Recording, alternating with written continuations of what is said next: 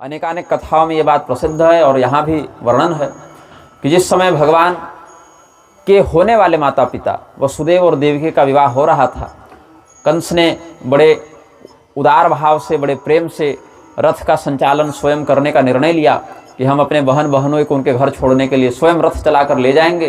तो उसी समय आकाशवाणी होती है कि कंस कंस महाभाग देवकी गर्भ संभव अष्टमस्तु सुतः श्रीमान स्तव हंता भविष्यति।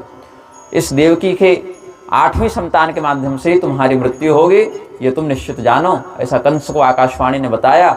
सभी लोगों ने इस बात को स्पष्ट रूप से सुना। तो कंस सोचता है ये हमारी बहन है और बहन का वध नहीं करना चाहिए, किंतु फिर भी चूंकि इसके कारण हमारी मृत्यु भविष्य में हो सकती है, इसके बच्चे से हम मर सकते हैं, इसीलिए बुद्धिमान व्यक्ति को चाहिए कि अपने होने वाली हानि को पहले ही दूर करने का प्रयास करे। बुद्धिमान व्यक्ति प्रतीक्षा नहीं करते कि संकट आएगा तब निवारण करेंगे, पहले से पूरी तैयारी करके रखते हैं और अगर संकट की सूचना मिल जाए तो उसके निवारण का प्रयास सूचना के साथ प्रारंभ कर देते हैं। तो अगर पाप भी लगेगा, पापे नापि प्रकर्तव्या देह रक्षा विपश्चिता, बहन को मारना पाप है तो हम ये पाप क्यों करें, नहीं करना चाहिए।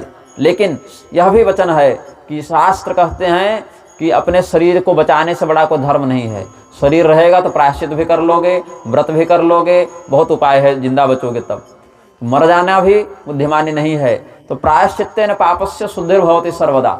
अगर कोई पाप लगेगा भी तो बाद में हम जब अपनी मृत्यु का निवारण कर चुके होंगे तब हम प्रायश्चित इत्यादि जीवन भर कर लेंगे, उसके माध्यम से हमारी शुद्धि हो जाएगी। इसीलिए जो चतुर व्यक्ति है पहले जान बचाने का प्रयास करता है। तो ये बात तो ठीक है, एक पक्ष में ये बात ठीक है, लेकिन शास्त्र यह भी कहता है कि धर्मम त्यजेत जीवितस्यापि हेतो न धर्मम त्यजेत, न जातु कामान न भया न लोभात् धर्मम त्यजेत जीवितस्यापि हेतो जीवो नित्यः सुख दुःखत्व नित्ये देहो नित्यः धर्मो नित्यः सुख दुःखत्व नित्ये जीवो नित्यः हेतुरस्यत्व नित्यः। ये भाव है। अर्थ क्या है? न जातु कामान न भयान न लोभान, लोभाद भयाद कामाद वा धर्मम न त्यजेत जीवितस्यापि हेतोरपि धर्मम न त्यजेत। कस्मान् न त्यजेत धर्मम? यस्मात् देहो अनित्यः जीवो नित्यः। अर्थ क्या है? किसी लोभ से, किसी कामना के वशीभूत होकर, किसी डर से धर्म का परित्याग नहीं करना चाहिए, क्योंकि जिस शरीर की रक्षा करने के लिए तुम धर्म को छोड़ोगे वो शरीर आज न कल मरेगा। इसीलिए नश्वर शरीर की रक्षा करने के लिए मौलिक जो आधारभूत धर्म है उसका परित्याग नहीं करना चाहिए, क्योंकि चेतना तो ऐसे भी नहीं मरेगी, मरेगा शरीर ही, और किसी भी माध्यम से किसी भी समय तो मरेगा ही। इसीलिए सुख और दुख आने जाने वाले हैं, धर्म आने जाने वाला नहीं है। शरीर आने जाने वाला है, आत्मा आने जाने वाला विषय नहीं है। धर्म और आत्मा अविनाशी होते हैं, सुख दुख शरीर इत्यादि विनाशवान होते हैं। इसलिए महाभारतकार वेदव्यास जी ने निर्देश दिया कि धर्म का परित्याग प्राण रक्षा के लिए भी करना उचित नहीं है। चाहे कोई कितना भी लोभ दे, कितना भी डराए, कितना भी धमकाए। तो कंस क्या करता है? आधी अधूरी बात से अपने कुकृत्य को सही सिद्ध करने का प्रयास करता है। जो दुर्जन होते हैं वो दुर्जन ऐसा ही करते हैं। अगर उनसे कोई गलत काम हो जाए, जानबूझकर हो चाहे अनजाने में हो, तो दुर्जन क्या करते हैं? अपने गलत को ही सही सिद्ध करने के लिए कुतर्क करते हैं और उस कुतर्क के पीछे किसी शास्त्रीय वाक्य का आधार दिखाने का प्रयास करते हैं। क्या हुआ वृंदावन में भी? इंद्रेश ने विवाह कर लिया परित्यक्ता स्त्री से, अब्राह्मणी से, बहुत हंगामा हुआ। तो उसके पीछे लोग वकालत करने के लिए धर्म की 2-4 पंक्तियों को गलत रूप से संदर्भित करने आ गए। तो धर्म का जो मूल स्वरूप है उसको विकृत करने का सबसे बड़ा हाथ किसका हो गया आजकल? जिनके ऊपर धर्म की रक्षा की जिम्मेदारी थी। और भय से कहें या लोभ से कहें, लोग चुप हैं, या जो बोल रहे हैं उनको चुप कराने का प्रयास किया जाता है। तो जो धर्म तत्व है, धर्म एको ही निश्चल। यहाँ भी कहा गया अगर किसी परिस्थिति विशेष में, किसी युग विशेष में, किसी आपत्ति की स्थिति में धर्म के कुछ नियमों में फेरबदल की भी बात हो कि भाई मजबूरी है, तो ऐसी स्थिति में कितने अंश तक उसमें क्या फेरबदल हो सकता है, उसको आपद धर्म नियम के अंतर्गत शास्त्र ने स्पष्ट बताया है कि किस समय किस परिस्थिति में कौन सा नियम कितना प्रभावी होगा या नहीं होगा। महामारी के समय, युद्ध के समय, अकाल के समय, रोग के समय, अवस्था की अधिकता के समय कौन सा नियम कितना लगेगा, ये भी शास्त्र ही बताते हैं। इसमें हम अपनी अगर मनमानी घुसा दें तो कोई भी ऐसा कृत्य नहीं है जिसको सही सिद्ध करने के लिए अधर्मी लोग न बैठ जाएं। ये भी एक नियम अपवाद में चलने लग जाएगा। तो पापी क्या करते हैं, गलत काम को स्वीकार करके कि हाँ हमने गलती की, अपने अपराध का प्रायश्चित नहीं करते। वो अपने अपराध को, अपने अधर्म को ही धर्म का रूप देने के लिए शास्त्र के किसी भी वाक्य को किसी भी अर्थ में सिद्ध करने बैठ जाते हैं, न्याय व्याकरण मीमांसा की दुर्गति करते हुए। और धार्मिक क्या करते हैं, सतर्कतापूर्वक कार्य करते हैं कि हमसे पहली बात गलती हो नहीं, और अगर गलती हो जाए तो उसको स्वीकार कर लेते हैं कि हमसे यह अपराध हो गया, हमसे ऐसा आचरण अपेक्षित नहीं था और हमने यह जो गलती कर दी इसका समाधान किया जाना चाहिए। तो अस्तु इस विषय पर तो भविष्य में हम इधर से कथा से थोड़ा अवकाश मिलेगा तो और कोई विस्तृत वक्तव्य देंगे, लेकिन अभी इस प्रसंग से हमें स्मरण हो गया कि जिस अंश में कंस ने इसी प्रकार का कुतर्क करते हुए शास्त्र के वाक्यों का दुरुपयोग किया है कि पापे नापि प्रकर्तव्या देह रक्षा विपश्चिता। कंस क्या कहता है, पाप करना पड़े तो कर लो लेकिन प्राण बचा लो। और वेदव्यास क्या कहते हैं, न जातु कामान न भयान न लोभात् धर्मम त्यजेत् जीवितस्यापि हेतु। प्राण बचाने के लिए भी चाहे लोभ से या कपट से या डर से कोई आपको दबाने का प्रयास करे, फिर भी धर्म का परित्याग नहीं करना चाहिए। इसीलिए कंस की वाणी जो है वह अधर्म का ही एक रूप है, इसको धर्माभास कहते हैं। ऐसा अधर्म जो ऊपर से धर्म का चोला पहन कर आ जाए और अंदर से अधर्म हो, उसको कहते हैं आभासी धर्म, मतलब भ्रामक धर्माभास। तो आजकल जो धर्म बढ़ता हुआ दिखता है वो वस्तुतः धर्म नहीं है, आभासी है, धर्माभास है। जैसे कोई हीरा बोलकर कांच बेच दे, वैसे अधर्म को धर्म के रूप में प्रस्तुत करने का षड्यंत्र होता है। तो प्रायश्चित्तेन पापस्य शुद्धिर्भवति सर्वदा, ये बात तो ठीक है, इतने अंश में धर्म लगता है, लेकिन प्राण रक्षा प्रकर्तव्या बुधैरप्येन सा तथा, ये बात में अधर्म दिखता है।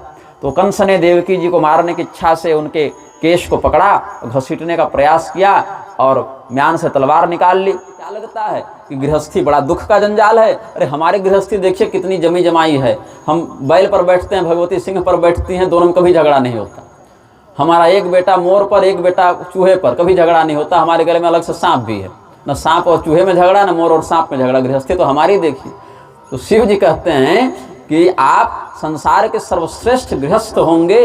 भगवती पार्वती ने भी ये वरदान दिया है, पार्वती देवी ने ये वरदान दिया कि कृष्ण कृष्ण महाबाहो संसारेस्मिन् नराधिप गृहस्थ प्रवरो लोके भविष्यति भवानी हो। आपकी गृहस्थी ऐसी होगी कि देवता मोहित हो जाए। तब नारद मुनि भगवान की गृहस्थी देखने के लिए आए थे एक बार। हाँ, लेकिन 100 साल आपका घर चलेगा। 100 वर्षों के बाद ब्राह्मण के शाप से और आपस में मोहित होने के कारण आपकी संततियां और आपका जो वंश है वो आपसी युद्ध में ही अपना विनाश कर लेगा। अब यही बात इंद्रेश ने कह दी तो यादवों का संगठन उनके विरुद्ध हो गया, कहा क्षमा मांगो, हमको बुरा लगा। अब क्षमा मांग भी ली, अधर्म युक्त विवाह के कारण क्षमा नहीं मांगी, डर के कारण मांगी। जहाँ क्षमा मांगनी चाहिए वहाँ नहीं मांग सकते, और जहाँ नहीं मांगनी चाहिए वहाँ मांग बैठते हैं। क्यों? क्योंकि लोक परलोक का विचार धर्म से नहीं, अभी तो सामने जिसके हाथ में लाठी है वही भैंस का मालिक होगा, इस विचार से आजकल लोग करने लगे हैं। तो ये शास्त्र की बात है, यह इतिहास है, और भगवान की इच्छा और भगवान की प्रेरणा इसी क्रम में है। तो फिर भगवान शिव और देवी पार्वती अंतर्धान होते हैं और नारायण स्वरूप भगवान कृष्ण वरदान लेकर आते हैं। और बाकी कथा भागवत महापुराण के आधार पर आप सब जानते हैं। तो इतने में ही इस विषय को यहाँ पूर्ण किया गया है। भगवान कृष्ण के अवतार में बहुत ज़्यादा नहीं बताया गया, 2-3 अध्याय में ही सब मूल बात बता दी। भगवान आदि शंकराचार्य जी ने इस स्तोत्र की रचना की थी, इसको कहते हैं आनंद लहरी। ऐसे एक आनंद लहरी सौंदर्य लहरी के भाग में भी मिलता है, ये दूसरा है, ये थोड़ा छोटा है। और इसमें भगवती के, विशेष करके भगवती त्रिपुर सुंदरी के या श्री विद्यापरक ये स्तोत्र है। उनके अद्भुत महिमा के अद्भुत भावों का उन्होंने यहाँ अनुभव किया है। और सार बता देता हूँ। शंकराचार्य जी कहते हैं कि भगवती आपका संस्तवन करने के लिए, आपकी स्तुति करने के लिए ब्रह्मा जी ने जब बोलना शुरू किया तो एक मुख से बोले तो स्तुति पूरी नहीं हो सकी, फिर दोनों मुख से बोलने लगे, फिर स्तुति पूरी नहीं हुई, फिर तीनों मुख लगा दिए और चारों मुख लगा दिए। तो जब 4 मुख से भी ब्रह्मा जी स्तुति पूरी न कर सके तो ब्रह्मा जी को शिव जी ने कहा कि आपसे नहीं होगा, आपके कम मुख हैं, आपके मुख कम पड़ जा रहे हैं। तो महादेव जी के कितने मुख? बोले उनके 5 हैं, सद्योजात, तत्पुरुष, वामदेव, ईशान और अघोर। ये उनके पांचों मुख के नाम हैं।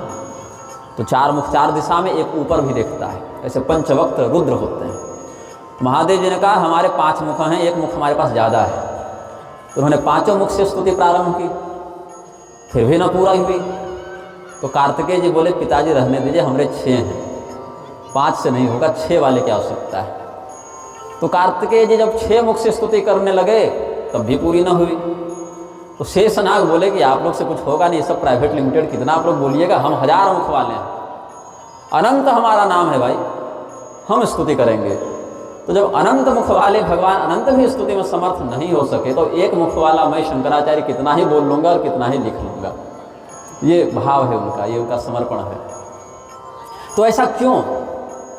इसीलिए क्योंकि जब आप कुछ मीठा खाते हैं तो घी चखा और मधु चखा, गुड़ खाया, खजूर खाया, अंगूर खाया, सब कुछ में कुछ कुछ मिठास है। लेकिन अगर आपसे कोई पूछे कि गुड़ का स्वाद कैसा था तो आप बताएंगे मीठा है, या मधु का स्वाद कैसा था तो बताएंगे मीठा है, या अंगूर कैसा लगा तो बोलेंगे मीठा है। लेकिन अंगूर की मिठास, मधु की मिठास, गुड़ की मिठास, इनमें जो भेद है वो बोल कर नहीं बताया जा सकता, उसको अनुभव किया जा सकता है। तो जब तक कोई स्वयं उसको चखे नहीं तब तक उसका अनुभव नहीं कर सकता। केवल बोल दें तो अनुभव नहीं हो सकता। ऐसे भगवती का जो महात्म्य है, भगवती का जो सौंदर्य है, भगवती का जो प्रभाव है, वो परम शिव के अलावा कोई नहीं जानता, और परम शिव हम हैं नहीं, इसलिए हम भी नहीं जानते। फिर कहा कि हम क्या हैं? फिर जैसे लोहा पारस पत्थर का स्पर्श करके स्वर्णमय हो जाता है, स्पर्श मणि के स्पर्श से लोहा स्वर्ण हो जाता है। सड़क के किनारे कहीं बरसात में गड्ढे में पानी जमा हो, गंगा जी के किनारे से कोई सड़क गई हो और उसमें बरसात का थोड़ा जल भरा हुआ हो और बड़ी शीघ्रता से कोई रथ वहाँ से गुजरे, तो क्या होता है? जब बरसात में पानी जमी हो, सड़क में जल जमा हो और वहाँ से कोई गाड़ी तेजी से निकले तो पानी छींटा मारता है, इधर उधर पानी गिरता है। तो उस सड़क का गंदा जल, सड़क का अपवित्र जल, उसकी कुछ बूंदें रथ के चक्के के वेग के कारण गंगा जी में जाकर गिरी। अब उसको क्या मानोगे? उसको अपवित्र मानोगे कि पवित्र मानोगे? अब वो तो गंगा हो गया ना, अब उसको गंगा जी से अलग कैसे करोगे? उस सड़क का गंदा जल भी अगर गंगा जी में मिल जाए तो गंगा ही है। तो भगवती, क्या हमारा यह चंचल अशुद्ध मन आप में लगकर पवित्र नहीं हो सकता? ये शंकराचार्य जी पूछते हैं। इस विश्व में सुंदर किसे कहा जाता है? जो वृक्ष फला फूला हो, अंकुर हो, मंजर हो, पुष्प हो, या उस पर सुंदर सुंदर लताएं लिपटी हुई हो। और संस्कृत में स्थाणु कहा जाता है जो ठूंठ वृक्ष हो, सूख गया हो जो पेड़। और शिव जी का भी एक नाम स्थाणु है, क्योंकि एक जगह समाधि लगा जाता है निर्विकार रूप से। और भगवती का नाम है अपर्णा, और ऐसी लता जिसमें कोई पत्ता न हो उसको भी अपर्णा कहते हैं। तो संसार तो उस वृक्ष को पसंद करता है जिस पर सुंदर सुंदर लताएं लिपटी हों, हरी भरी लताएं हों, और वो सुंदर सुंदर फल फूल से लदा हुआ हो। लेकिन हमको तो लगता है ये संसार का वृक्ष बेकार है। वो स्थाणु और उस पर जो अपर्णा का संयोग है, जो पार्वती और शिव जी की जोड़ी है, वही हमको पसंद है, ऐसा कहते हैं। क्यों पसंद है? इसीलिए जो शिव जी श्मशान में रहते हैं, जहाँ कोई जन्म नहीं लेता, सब मरते हैं, जहाँ मरने के बाद पहुँचते हैं, जहाँ श्मशान में रहने वाले, राख लपेटने वाले, वो भी चिता की, सर्पों की माला पहनने वाले महादेव जी, जिनका विभाग क्या है, जिनका नैसर्गिक स्वभाव क्या है? प्रलय कर देना। आपसे विवाह हुआ क्या? इतने दयालु हो गए कि जहर पीने चले गए संसार को बचाने के लिए, जो उनका काम भी नहीं है। उनका काम है प्रलय करना। प्रलय के देवता जो हैं, श्मशान के जो देवता हैं, वो संसार को कृपा पूर्वक बचाने के लिए जहर पीने के लिए तैयार हो गए। इसमें वो नहीं, आप ही प्रेरणा हैं। इस प्रकार से अलग अलग भावों से भगवती की स्तुति इसमें है, बहुत दिव्य भाव है। और परिवार कैसा है आपका? भगवान विष्णु, भगवान महादेव, गणपति, कार्तिकेय और इंद्र इत्यादि सब। इंद्र सेवा कर रहे हैं, गणेश कार्तिकेय जैसे पुत्र हैं, महादेव जैसा सौभाग्य है आपका, और भगवान विष्णु जैसे सहायक हैं, भ्रातृ हैं आपके। तो ये सब आपका ब्रह्मांड ही आपका परिवार है, विश्व कुटुंब है आपका, विश्व कुटुंबिनी है आप। तो अलग अलग श्लोकों में ऐसी ऐसी भावनाएं हैं। तो यह आनंद लहरी है। एक एक श्लोक का भाव बता तो नहीं पाऊंगा समय भाव के कारण, लेकिन मैंने सार बता दिया, वो भी बड़े कम शब्दों में बताया। तो ये शिखरिणी छंद में ये जो श्लोक है उसको शिखरिणी छंद की शैली में शंकराचार्य जी ने लिखा है, और ये मेरा बहुत ही प्रिय स्तोत्र है। इस स्तोत्र से मुझे अलग प्रेम है। एक ये स्तोत्र और एक भवानी भुजंग प्रयात, ये दो स्तोत्र। तो इस स्तोत्र पर हम आपका ध्यान आकृष्ट करेंगे। आप सब चुप होकर और भगवती का चिंतन करते हुए उसको सुने। हिंदी भजन मैं कम जानता हूँ, मैं संस्कृत ही जानता हूँ अधिक। संस्कृत बोलेंगे तो मैं 100 स्तोत्र सुना दूंगा जैसा समय रहे, लेकिन हिंदी में मुझे सोचना पड़ता है कि क्या सुनाऊं।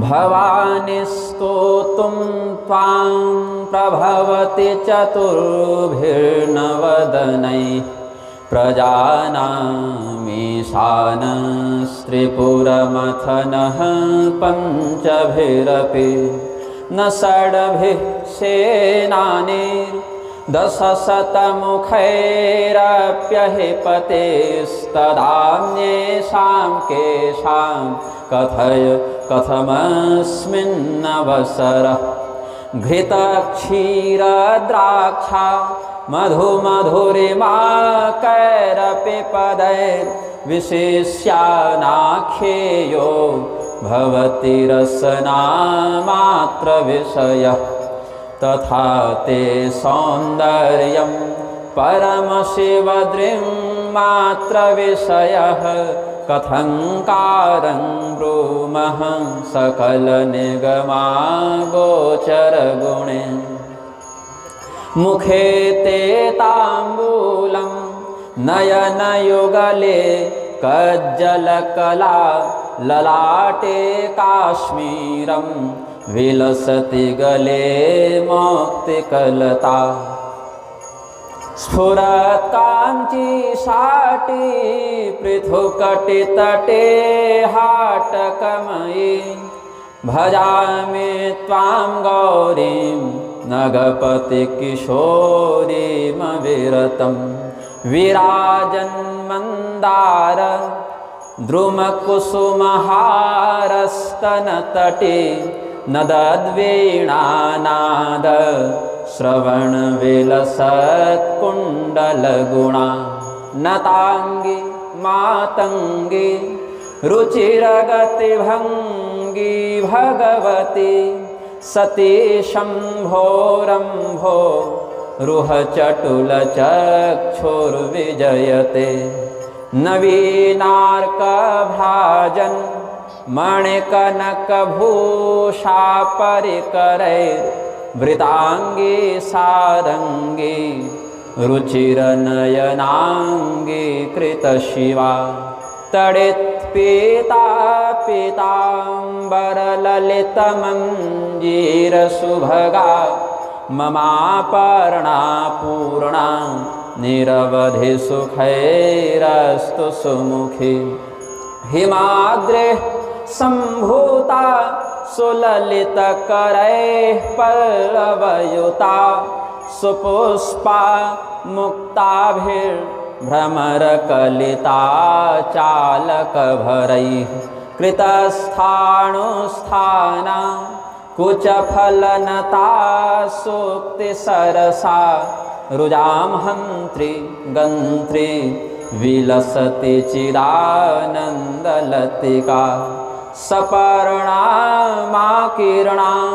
कतिपयगुणैः सादरमिह श्रयन्त्यन्ये वल्लीं मम तु मतिरेवं विलसति अपर्णैका सेव्या जगति सकलैर्यत्परिवृतः पुराणोऽपि स्थाणुः फलति किल कैवल्यपदवी विधात्री धर्माणां त्वमसि सकलाम्नाय जननी त्वमर्थानां मूलं धनधनमनीयाङ्घ्रिकमले त्वमादिः कामानां जननि कृतकन्दर्पविजये सतां मुक्तेर्बीजं त्वमसि परम ब्रह्म महिषी प्रभूता भक्तिस्ते यदपि न ममालोलमनसस्त्वया तु श्रीमत्या सदयमवलोक्योऽहमधुना पयोदः पानीयं दिशते मधुरं चातकमुखे भृशं शङ्के कैर्वा विधिभिरनुनीता मम मतिः कृपापाङ्गालोकं वितरतरसा साधुचरिते न ते युक्तोपेक्षा मयि शरणदीक्षामुपगते न चेदिष्टं दद्यादनुपदमहो कल्पलतिका विशेषः सामान्यैः कथमितरवल्लीपरिकरैः महान्तं विश्वासं तव चरणपङ्केरुहयुगे निधायान्यन्नैवाश्रितमिह मया दैवतनु मे तथापि त्वच्चेतो यदि मयि न जायेत सदयं निरालम्बो लम्बो दरजननिकं यामि शरणम् अयस्पर्शे लग्नं सपदि लभते हेमपदवीं यथारथ्यापाथः शुचि भवति गङ्गौघमिलितं तथा तत्तत्पापैरतिमलिनमन्तर्मम यदि त्वयि प्रेम्णासक्तं कथमिव न जायेत विमलं त्वदन्यस्मादिच्छा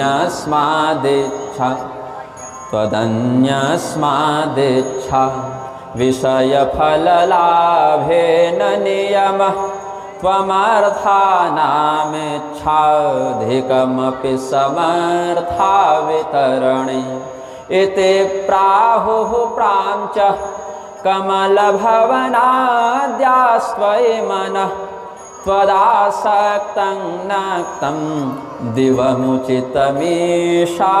कुरु तत् स्फुरं नानारत्न स्फटिकमयभित्ति प्रतिफल त्वदाकारं चञ्चच्छधरकलासौधशिखरं मुकुन्द ब्रह्मेन्द्र प्रभृति परिवारं विजयते तवागारं रम्यं त्रिभुवनमहाराजगृहिणी निवासः कैलासे विधिशतमखाब्जास्तुतिकराः कुटुम्बं त्रैलोक्यं कृतकरपुटः सिद्धिनिकरः महेशः प्राणेशस्तदवनिधराधीशतनये न ते सौभाग्यस्य क्वचिदपि मनागस्ति तुलना वृषो वृद्धो यानं विषमशनमाशानिवसनं श्मशानं क्रीडाभूत् भुजगनिवहो भूषणविधि समग्रा सामग्री जगति विदितैव स्मररिपोर्यदेतस्यैश्वर्यं तव जननि सौभाग्यमहिमा अशेष ब्रह्माण्ड प्रलय विधि नैसर्गिकमते श्मशाने श्वासीनः कृतभसितलेपः पशुपतिः दधौ कण्ठे हालाहलमखिलभूगोलकृपया भवत्याः सङ्गत्याः फलमिति च कल्याणि कलये त्वदीयं सौन्दर्यं निरतिशयमालोक्य परया भियैवासीद्गङ्गा जलमयतनुः शैलतनये तदेतस्यास्ताम्यद् वदनकमलं वीक्ष्य कृपया प्रतिष्ठामातेने निजशिरसि वासेन गिरिशः विशालश्रीखण्ड